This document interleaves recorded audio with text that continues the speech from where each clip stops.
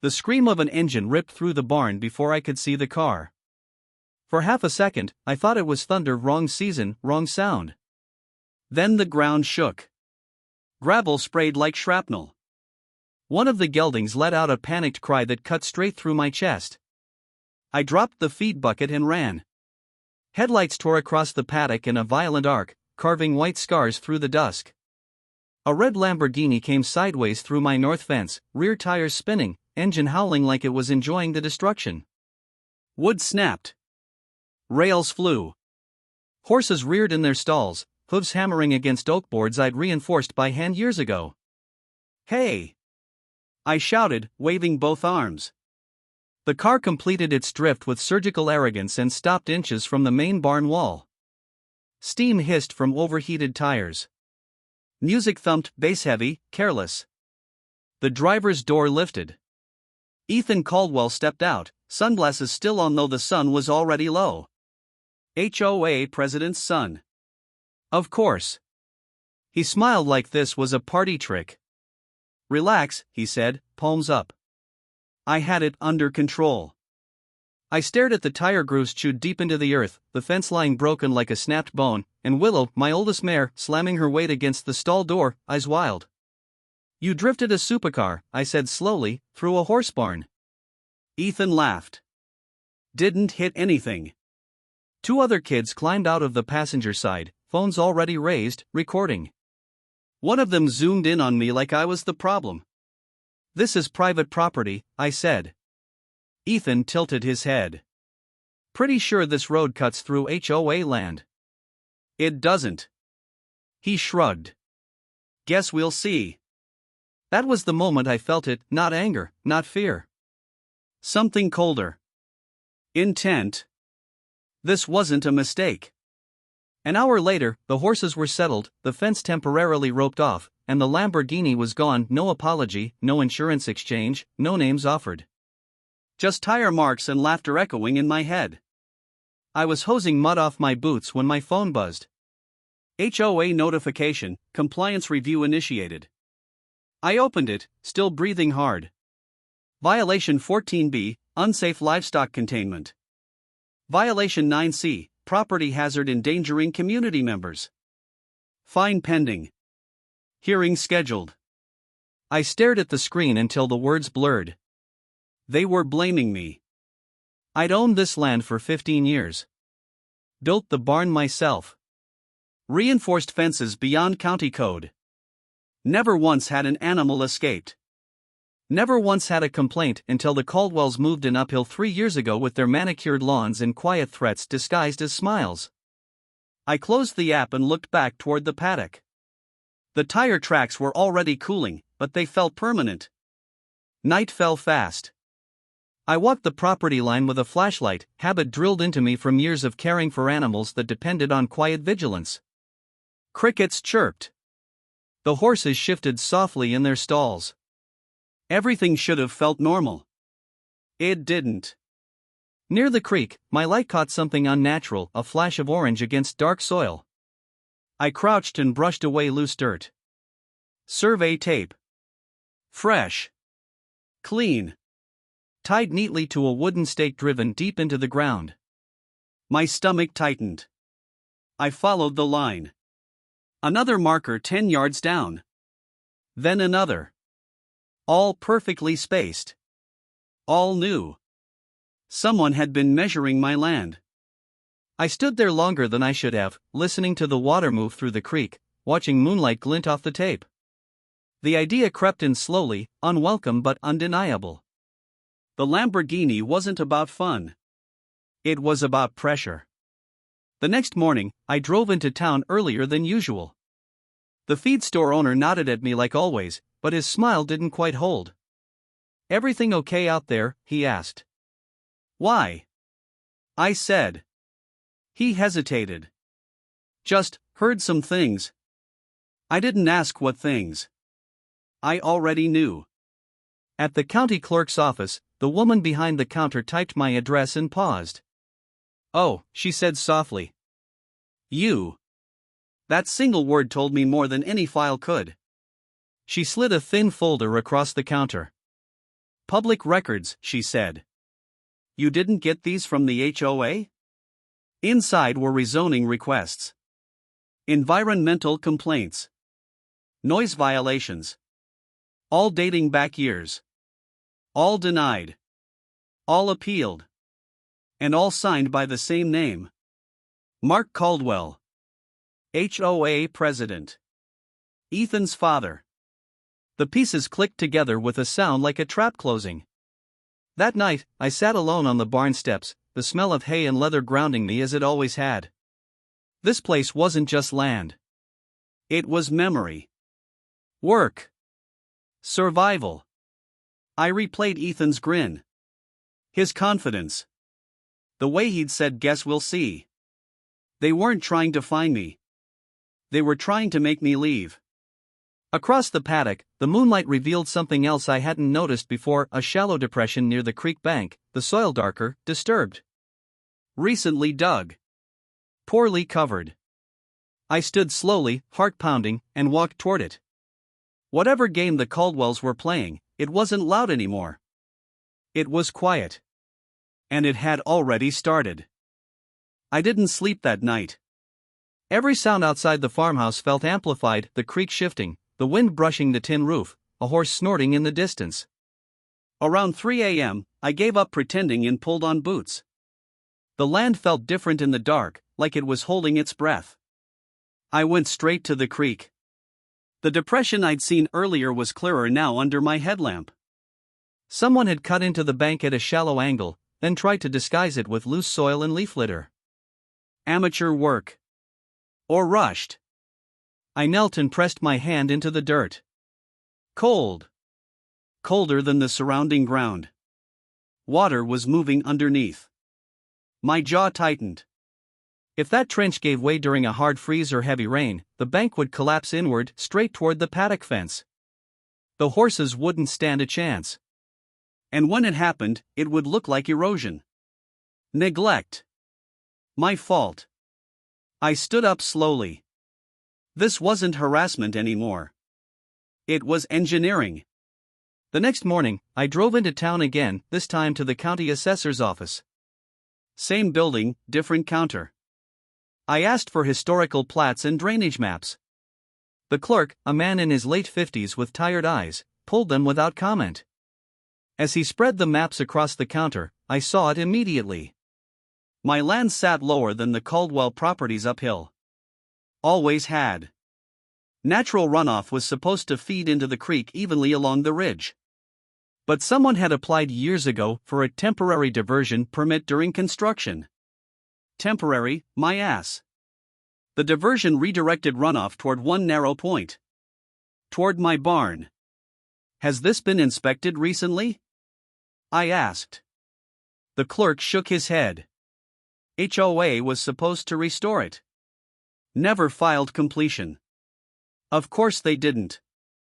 I thanked him and walked out with copies tucked under my arm, anger simmering but controlled. Getting loud now would only help them. The Caldwells thrived on noise. I needed quiet. I needed proof. I installed trail cameras that afternoon at small, camouflaged units mounted high in the trees along the creek line and property border. I placed them where no casual trespasser would look, angled to catch hands, not faces. Then I flew my drone. From above, the land told a story no one could argue with. The trench wasn't alone. There were shallow channels feeding into it, recently cut, guiding runoff like veins toward a heart. Someone had been working this land at night. I landed the drone and reviewed the footage frame by frame. Tire tracks, narrow, utility-sized. Not farm equipment. Not mine. At dusk, my phone buzzed. Unknown number. You should really think about selling. No signature. No threat. Just a suggestion pretending not to be one. I didn't reply. 2 days later, the HOA posted the hearing agenda online. My name sat alone under emergency safety review. That night, I sat at my kitchen table with a legal pad, maps spread out, laptop open. I built a timeline. Dates of complaints. Weather patterns. Construction permits. Everything pointed uphill to the Caldwells, their board, their shell companies. Shell companies.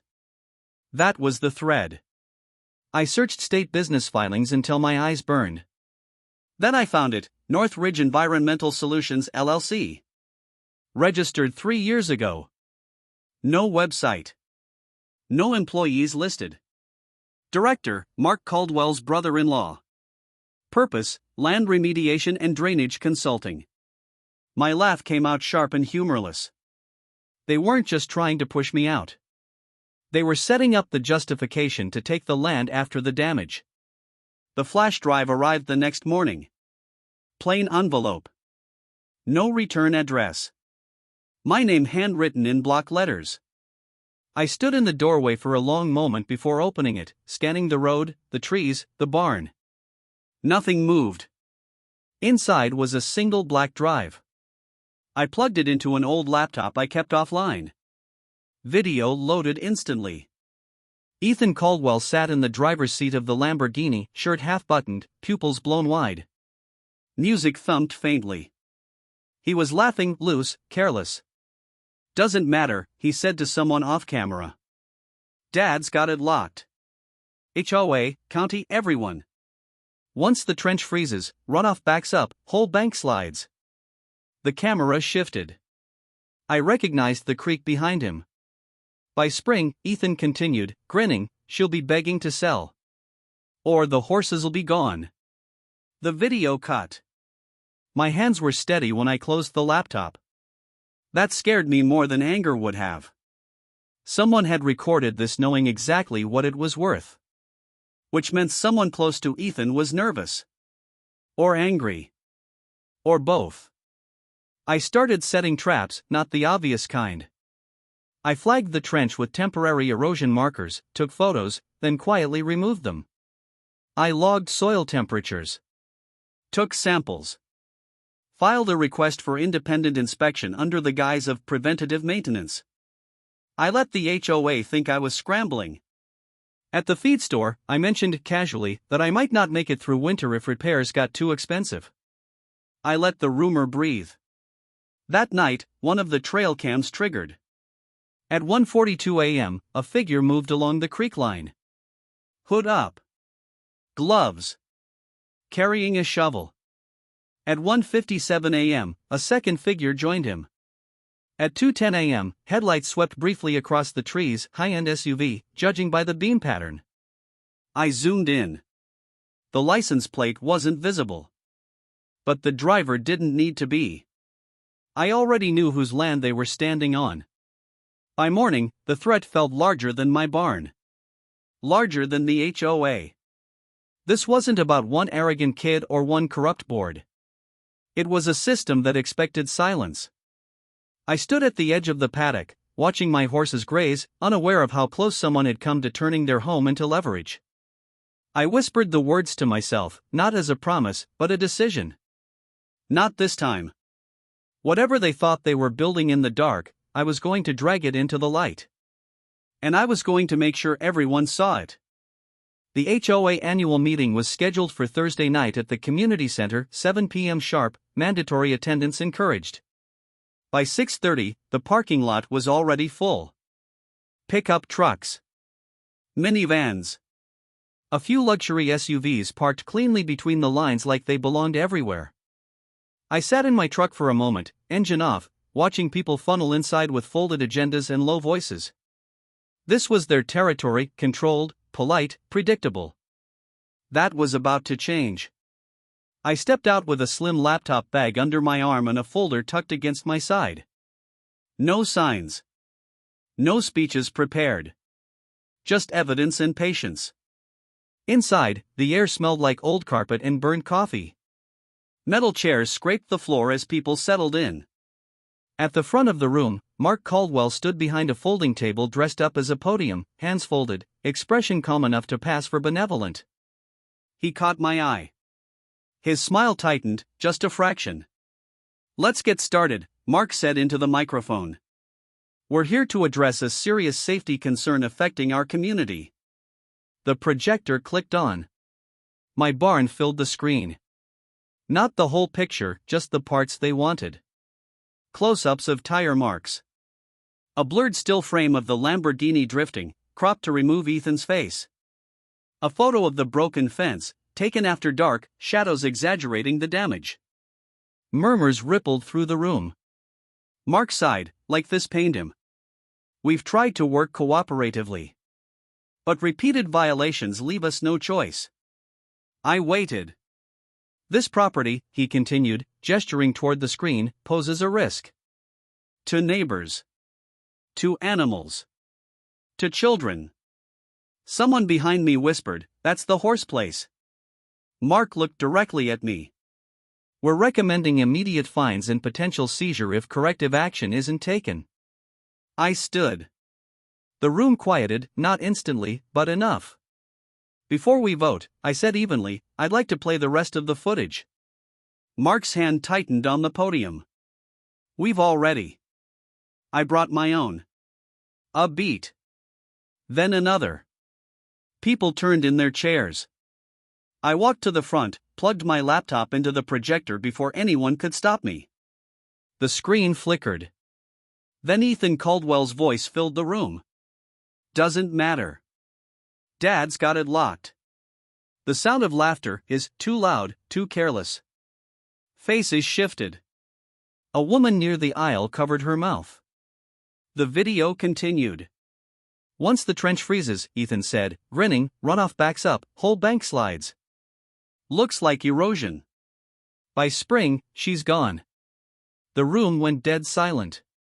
I clicked to the next file. Drone footage, clean, overhead. The trench lit up in stark contrast to the surrounding land. Shallow channels feeding into it. Survey markers visible along the creek line. This, I said, pointing, was dug without permits. On my property. Redirecting runoff in violation of county and environmental codes. Mark stepped back from the podium. This is highly edited. I didn't look at him. I clicked again. County plats. Permit applications. The diversion request stamped temporary, never closed, never restored. Then business filings, Northridge Environmental Solutions LLC. Mark Caldwell's brother-in-law. A low, angry buzz spread through the room. That company, I said, voice steady, was contracted to consult on drainage issues that didn't exist until they were created. Mark's face had gone pale. Someone stood up. Are you saying the HOA did this? Before I could answer, the doors at the back of the room opened. 2 county inspectors walked in, followed by an environmental enforcement officer. Badges visible. Clipboards out. Every phone in the room came up at once. Mark opened his mouth. No sound came out. One of the inspectors spoke calmly. We've received multiple reports of unauthorized land modification and illegal runoff diversion. We're here to secure the site. Ethan chose that moment to bolt. He shot up from the third row, chair clattering behind him, and made for the side exit. Security, 2 off-duty deputies hired for crowd control, reacted instantly. One grabbed his arm. Ethan twisted, shouting, panic bleeding through the bravado. Get off me! This is bullshit. The room erupted. People stood, shouting questions. Someone yelled Mark's name. Another shouted, call the police, even as sirens began to wail outside, someone else already had. Ethan was restrained, face red, eyes wild. For the first time, he looked his age. Mark finally found his voice. This meeting is adjourned. No, the inspector said quietly. It isn't. By the time I stepped back into the night air, the parking lot was chaos, flashing lights, people clustered in tight knots, voices overlapping. I stood off to the side, watching as Mark Caldwell was escorted out separately, his arm gripped just firmly enough to make a point. He didn't look at me. Ethan did. As they let him past, his eyes locked onto mine, no grin now, no swagger. Just confusion and something like fear. I held his gaze until he looked away. The cold had sharpened, frost already creeping across windshields. Somewhere uphill, water moved through channels it was never meant to follow. I knew then this was bigger than one meeting. Bigger than one family. But tonight, at least, the truth had landed. Hard. And in public. Which was exactly where it needed to be. The barn was quieter after everything broke. Not peaceful, quiet in the way a place gets after a storm has passed, but the air hasn't settled yet. The horses moved slower, ears twitching at every unfamiliar sound, like they were waiting for something else to fall. So was I. The county inspectors were thorough. Too thorough for anyone hoping this would blow over. They walked the creek line with measuring wheels and GPS units, photographed every cut, every channel, every poorly hidden attempt to disguise the trench. They spoke in neutral tones, but their faces said enough. Someone put real planning into this, one of them told me. This wasn't vandalism. By the end of the week, the HOA's emergency safety review was officially suspended, then quietly erased from the website. The fines vanished. The violations were marked invalid. A formal letter arrived on county letterhead stating that any damage to my land was under active investigation. Mark Caldwell resigned as HOA president 3 days later. No speech. No apology. Just a one-line email sent at 6:12 a.m. citing personal reasons. Ethan took a plea deal before charges ever reached a courtroom. Reckless endangerment. Trespassing. A fine large enough to hurt but not enough to ruin him. No jail time. His lawyer made sure of that. He stopped showing up. The Lamborghini disappeared from the neighborhood. The Caldwell house uphill went dark for weeks, curtains drawn, security lights burning all night like they were afraid of shadows. People started stopping by the barn again. Not all at once. One at a time. A neighbor with apples. Another with coffee. Someone else just to say, we didn't know. Some meant it. Some didn't. But they all said it. I accepted the gestures and didn't linger on the words. Justice, I'd learned, rarely feels like a clean ending. Winter came early. The first hard freeze locked the ground overnight, frost crawling across the paddock like a slow tide. I walked the creek line every morning, checking the soil, the banks, the places where the trench had been. County crews had filled it properly: gravel, reinforcement mesh, the kind of work that lasts. On paper, the threat was gone. On the land, it felt paused. One afternoon, as I was repairing a gate hinge, my phone buzzed again. Unknown number. You made this very public. That has consequences. I stared at the message for a long moment. Then I deleted it. No reply. No satisfaction for whoever sent it. That night, I sat on the barn steps wrapped in an old jacket, listening to the horses chew hay, the sound steady and grounding. This place had survived droughts, storms, sickness. It would survive this too. Still, I couldn't shake the sense that I'd only exposed one layer. The Caldwells had been sloppy. Confident. They'd assumed no one would look closely enough to connect the dots. That assumption had cost them. But someone had taught them the game. The HOA dissolved by spring. Not officially, nothing that dramatic. People just stopped attending meetings. Board members resigned quietly. The rules loosened. The grip faded. Life resumed its shape. Almost. One morning, after a heavy thaw, I noticed something new near the creek. A stake. Different from the survey markers before. Dark wood. Sharper cut. Driven deeper into the soil. No tape. Just a symbol carved into the side. Simple. Clean. Intentional.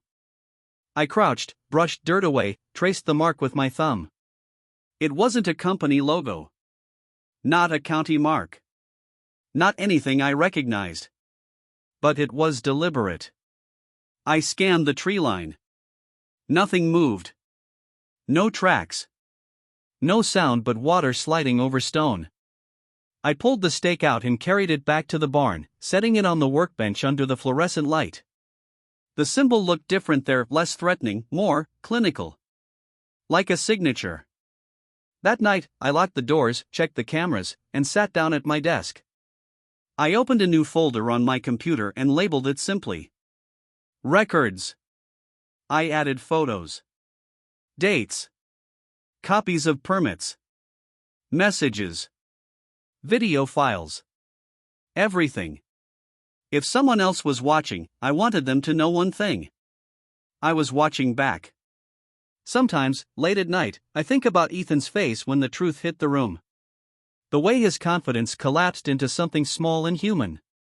He wasn't the architect. Just a tool handed too much power too early. Mark Caldwell had been smarter. But not smart enough. Whoever came before them, that was the real question. The land doesn't lie. It remembers pressure, water paths, every careless cut. And now, so do I. The horses sleep soundly most nights. The barn stands firm. The creek runs where it's supposed to. For now. I turn off the lights, step outside, and look uphill toward the darkened properties beyond the trees. Somewhere out there, someone learned from the Caldwell's mistake. Next time, they won't be so obvious. Next time, they'll be quieter. I tighten my jacket against the cold and listen to the land breathe. Whatever comes next, it won't catch me unprepared. Not anymore.